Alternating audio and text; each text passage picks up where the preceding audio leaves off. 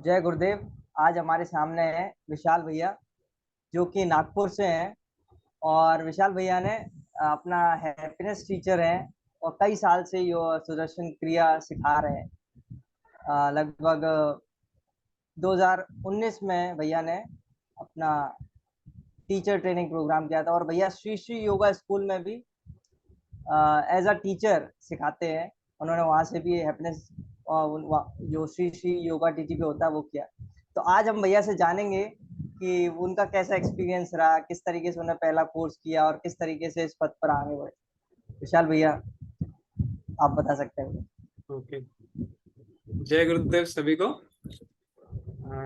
मेरा पहला course 2000 around 10 में हुआ था। 10 नहीं, 2012 में हुआ था। 12 या 13 में मैंने मतलब बच्चों का कोर्स किया था। यस कोर्स, आपने सुना ही होगा। तो उस समय मेरे फ्रेंड ने बस बोला था कर पीछे, जैसे हम सबके कोई ना कोई पीछे पड़ जाता है करने के लिए, वो भी मेरे पीछे पड़ गया था। 6 महीने उसको मैंने रुकाया था। पता नहीं टाइम आया था कि नहीं आया था, मुझे आइडिया नहीं, लेकिन मन नहीं करता था, बोर करता था, ऐसा लगता था। तो वो आया, उसने बताया कि कर ले, बहुत सारे यूथ हैं और बहुत सारे नए दोस्त बनेंगे, कर ले। और उस समय मेरे अंदर एक मतलब डर था कि मैं नए दोस्त कैसे बनाऊं। होता है हमको कभी ना कभी टीनेज में एक प्रॉब्लम आती है कि मैं नए लोगों से कैसे मिलूं। तो मैं उस बहाने से कि मैं नए दोस्त बनूंगा, उस बहाने से मैं ये कोर्स करने चले गया। और लेके गया मुझे फ्रेंड मेरे घर से, वो अराउंड 10 किलोमीटर दूर कोर्स का वेन्यू था, है मतलब। तो पहला कोर्स हुआ था अराउंड, जो मेरा फर्स्ट कोर्स था, यस कोर्स, उसमें अराउंड 200 बच्चे आए थे। और मैं इसी इंटेंशन के साथ मैं कोर्स करने नहीं गया था, नए दोस्त बनाने गया था। ऐसा मतलब ये भाव लेके चला था उस समय।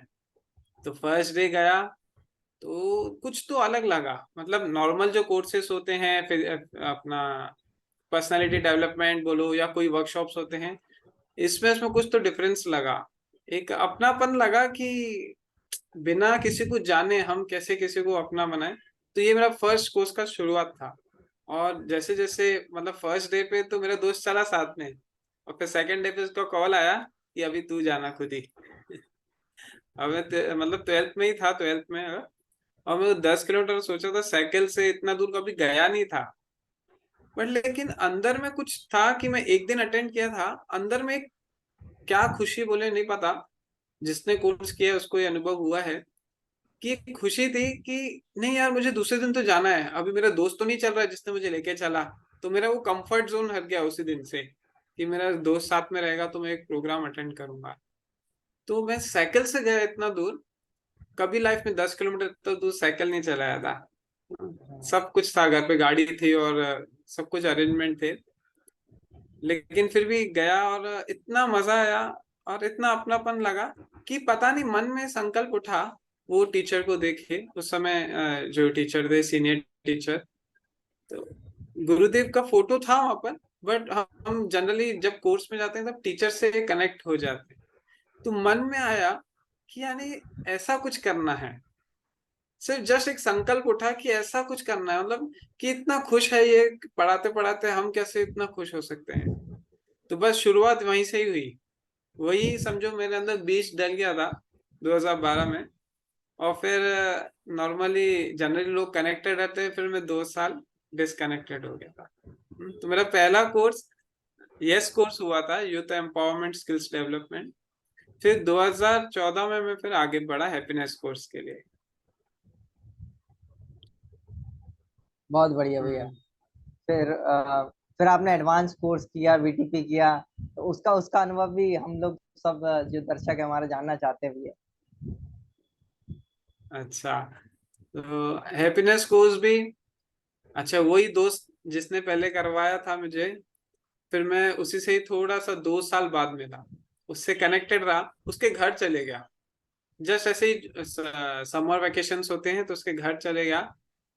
फिर से उसने कोर्स का बोलना चालू कर दिया, और फिर मैं डिस्कनेक्टेड हो गया था। तो बट स्टिल मन में था कि नहीं, फिर से कुछ चेंजेस लाने हैं। फिर उसने मुझे यस प्लस कोर्स के बारे में बताया, अगर जिसने सबने किया होगा पहले तो यस प्लस कोर्स उसने बताया फिर मैं सोचा यार इसका मुझे डोनेशन इकट्ठा करना, तब इतने पैसे रहते नहीं थे, स्टूडेंट था, तो इसका डोनेशन इकट्ठा करना पड़ेगा जैसे तैसे। मतलब मेरी मम्मी है, उसको मैंने समझाया कि बहुत अच्छा हो रहा है, कर लेता हूँ। तो वो भी एक अच्छा अनुभव, इतना सुंदर अनुभव हुआ उसमें। आप सभी को पता होगा कि अपना हैप्पीनेस प्रोग्राम या यस प्लस प्रोग्राम में हमें क्रिया करवाते हैं। सबको ये भी पता होगा कि उसमें कुछ ना कुछ सेंसेशन होते हैं, या आपने देखा होगा किसी को।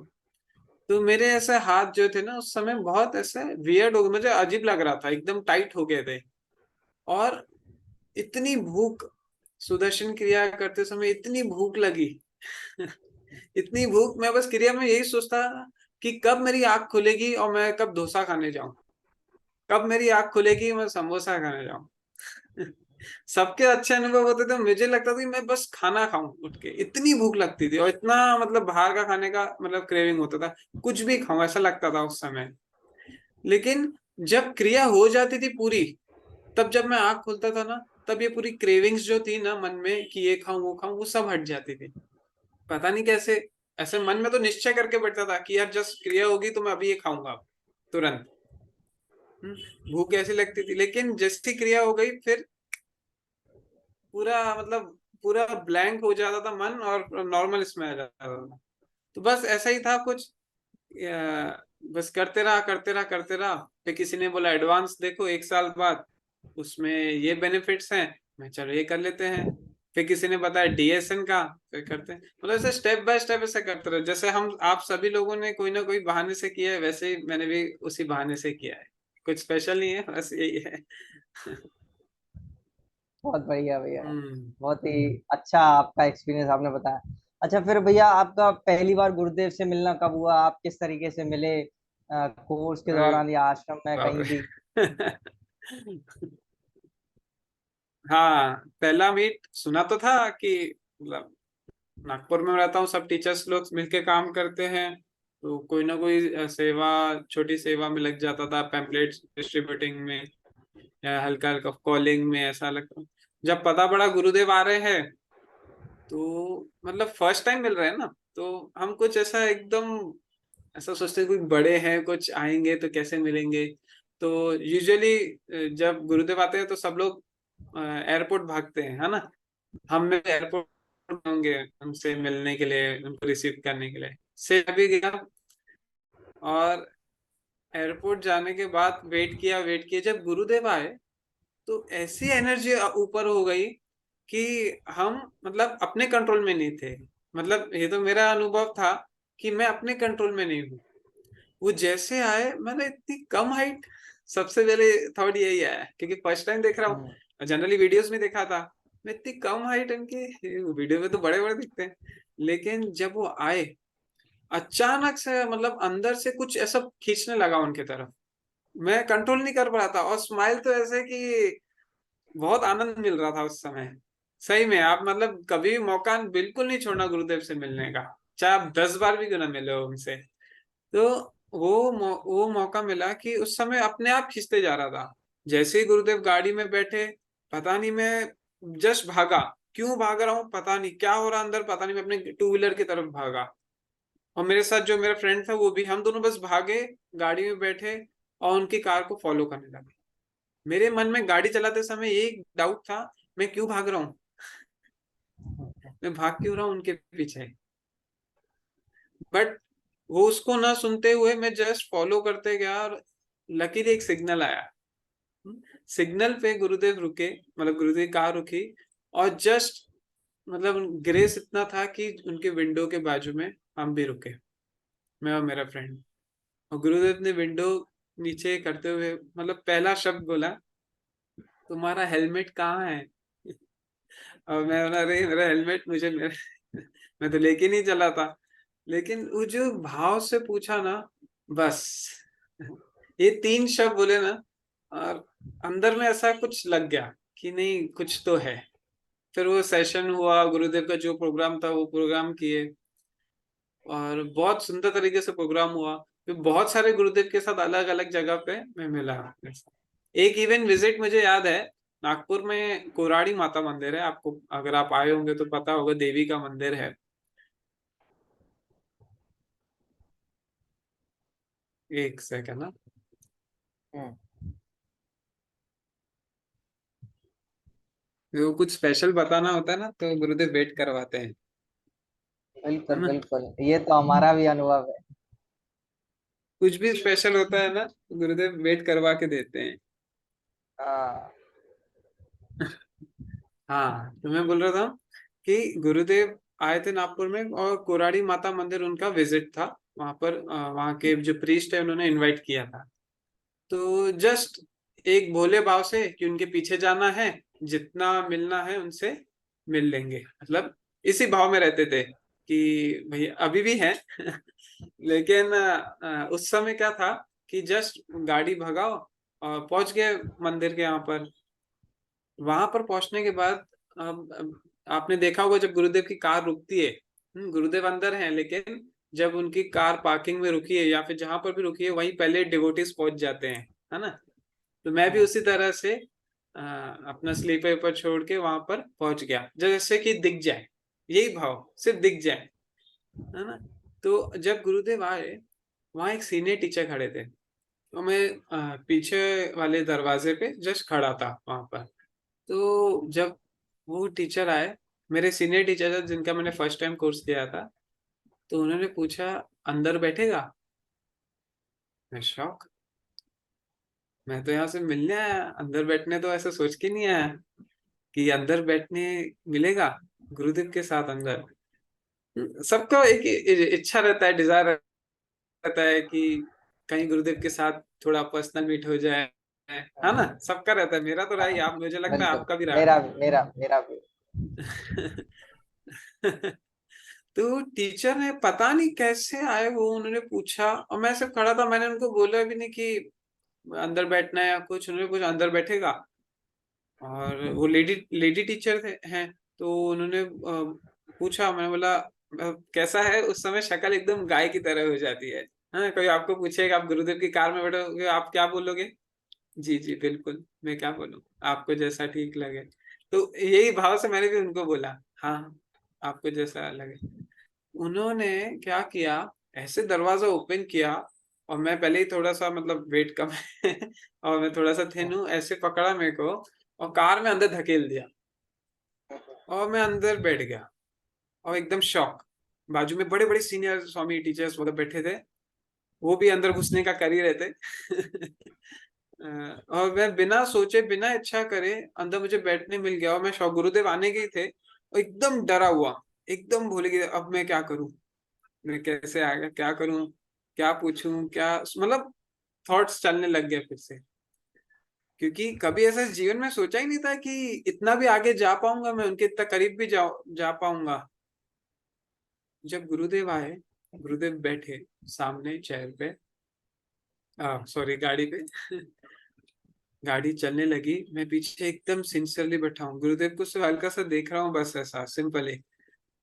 उस समय हर कोई अपने सवाल पूछता है, मतलब मैंने उस दिन यही नोटिस किया, हर कोई अपने सवाल, या फिर कोई प्रोजेक्ट्स कर रहा है वो गुरुदेव को बताते हैं कि हम यहाँ ये प्रोजेक्ट्स कर रहे हैं, या किसी के सवाल रहते हैं, गुरुदेव जस्ट अपने मोबाइल में लगे हैं। और गुरुदेव, मैंने देखा गुरुदेव ट्विटर यूज कर रहे थे, तो वो ट्विटर खुद ही यूज कर रहे थे उस समय, 2000 अराउंड 18 की बात होगी, हाँ। तब गुरुदेव ट्विटर खुद ही यूज कर रहे थे, देख रहे थे वगैरह। तो मतलब और स्वामी जी कुछ अपने प्रोजेक्ट्स प्रोजेक्ट्स के बता रहे थे कि कोई सवाल पूछा था, मैं सोचा था मैं सवाल कैसे रखूं उनके सामने, कैसे पूछूं। तो गुरुदेव जनरली सबको जवाब दे रहे थे, अच्छा तुम ये कर लो, अच्छा तुम ये कर लो, वो कर लो, या फिर मतलब सबको आंसर्स कर रहे थे और सुन भी रहे थे। तो अब मेरे मन में सवाल था कि सवाल तो शेयर नहीं करूंगा। हर किसी का रहता है, लेकिन ऐसा भी पर्सनल नहीं था, जैसे ऐसा स्पिरिचुअल लाइफ के बारे में मैंने उनसे कुछ पूछा, गुरुदेव मैं क्या इस मतलब ये चीज कर सकता हूँ, या इस चीज में कैसे आगे बढ़ूं, ऐसा मैंने नहीं बोला कि ये चीज कर सकता हूँ। तो वो गुरुदेव के सामने सवाल भी रखना एक स्किल है, मतलब उनसे ही सीखे हैं कि उनको उस दिन मैंने ये जाना कि उनसे पूछो कि क्या करना चाहिए, ना कि मैं ये करना चाहता हूँ, मैं वो करना चाहता हूँ, तो उसके लिए ब्लेसिंग्स। ये बहुत बड़ी स्किल है। हम एक्चुअली अपनी इच्छाओं में आ जाते हैं कि गुरुदेव मैं ये चीज करना चाहता हूँ, इसके लिए ब्लेसिंग, या यही चीज करना है तो इसके लिए मैं क्या करूँ। गुरुदेव के सामने 10 चीजें रख देना, ये मुझे इतना समझ में आया। हो सकता है वो 11वीं चीज बता दे, बट इट्स ओके। तो उस दिन सबको गुरुदेव आंसर कर रहे थे कुछ ना कुछ, और जैसे मैं उनके डायगनली ऑपोजिट बैठा था, तो जैसे मैंने बोला गुरुदेव क्या मुझे इस चीज में आगे बढ़ना चाहिए, तो गुरुदेव जस्ट ऐसे पीछे देखते हैं इंक्लिनेशन में, और मतलब वो ग्लास पहनते, जस्ट धूप रहती ना तो शेड्स पहनते, आप सभी लोगों ने देखा है। तो उन्होंने ऐसे नीचे किया और ही लुक, मतलब उन्होंने आंखों में देखा, और वो कुछ सेकंड्स के लिए देखा, और मुझे डर लगा मैंने कुछ गलत तो नहीं पूछ लिया। आता है, फर्स्ट टाइम मिल रहा हूँ। तो बस वही है कि जब उन्होंने देखा और वो आप वापस से मोबाइल में लग गए, और मुझे डबल शॉक, डबल डाउट। उन्होंने सवाल तो सुना बट जवाब पूरी कार में सबको दिया, और मैं क्यों, मतलब मतलब ऐसा क्या पूछ लिया मैंने। लेकिन उस दिन मुझे पता पड़ा कि गुरुदेव मतलब आपको जब देख लेते ना, तो सब देख लेते हैं, आगे पीछे अंदर आगे, मतलब आपका पास्ट आपका फ्यूचर, उस सारे कर्मास देख लेते हैं। उस हिसाब से वो फिर वेट करते हैं आपको जवाब देना है कि नहीं देना है, ऐसा मुझे लगा उस दिन। तो बस फिर मैंने उनको फिर से, मुझे डाउट था कि मैं पता नहीं अब कैसा है, हमारा छोटा मन चलते रहता है ना। तो मैंने फिर से वही सवाल पूछने की कोशिश की, बट रिप्लाई नहीं आया। तो मैं रुक गया, फिर मैं नहीं रुक जाते। लेकिन उन्होंने, गुरुदेव ने पूछा था कि तुम क्या करते हो, मैंने फिर अपना क्वालिफिकेशन ये सब थोड़ा बहुत बताया, फैमिली बैकग्राउंड क्या है वो बताया। मन में इतनी तसल्ली थी, इतनी खुशी थी कि उन्होंने मुझे सुना। जवाब आया नहीं आया इसका मुझे वो मतलब इतना क्या बोलते थी, क्रेविंग नहीं थी उसके उसका जवाब मिले। लेकिन उन्होंने सुना, और मैं वही पूरा हल्का हो गया। वो जब सुन लेते हैं ना, बस मुझे पता था कि काम होने वाला है, वो जो भी कहीं बढ़ना था आगे जीवन में, वो काम होने वाला है। तो बस यही पहला मीट था गुरुदेव के साथ कार में। फिर और कहीं और आगे भी मीट हुए सुंदर सुंदर, तो बहुत ही अद्भुत भैया। आपने मतलब ये जो प्यास रहती ना, वो भक्ति जो उमड़ती है, तो जो रस आता है वो अद्भुत है। तो फिर आप भैया, जैसे हमारे वॉलेंटियर्स जो जो ये वीडियो देख रहे हैं, उनके लिए कोई संदेश, कुछ आप उनको बताना चाहते हैं, किस तरह इस बात पर बने रहें, और उसके बारे में आप बता सकते हाँ, अ, कोई भी बात हो, स्पिरिचुअल हो या मटेरियल हो, कंसिस्टेंसी मैटर करती है।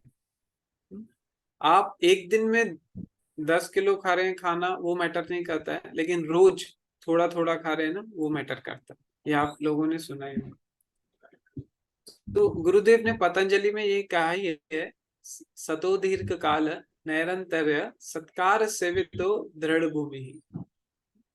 जो भी हम कर रहे हैं, जितनी शिद्दत से उसके प्रेम से कर रहे हैं, रिस्पेक्ट के साथ और कंसिस्टेंसी के साथ जो भी कर रहे हैं ना, वो उतना बढ़ते रहता है। आप सभी ने सुना है सत्संग साधना सेवा करना है, और इसका मतलब मन में आता है कि कैसे करें, बार बार छूट जाता है पीछे। तो गुरुदेव को अपने मन में हमेशा बनाए रखें। अच्छा हो बुरा हो, कोई काम नहीं पसंद है, उनको याद करते हुए करें वो काम, है ना। जनरली हम अच्छे अच्छे काम पहले कर लेते हैं, और जो हमें नहीं पसंद है वो थोड़ा सा पोस्टपोन करते हैं। अच्छे काम हो या बुरे काम हो, इस पथ में रहने के लिए जस्ट उनको मन में बनाते हुए, बस उनको याद करते हुए कि गुरुदेव मैं आपके लिए कर रहा हूँ। एक दोस्त भाव कैसे रहता है, अरे गुरुदेव मैं आपके लिए कर रहा हूँ, मैं आपके लिए कर रहा हूँ, बस जितना मैं अपना 100% दे के छोड़ने वाला हूँ ये काम।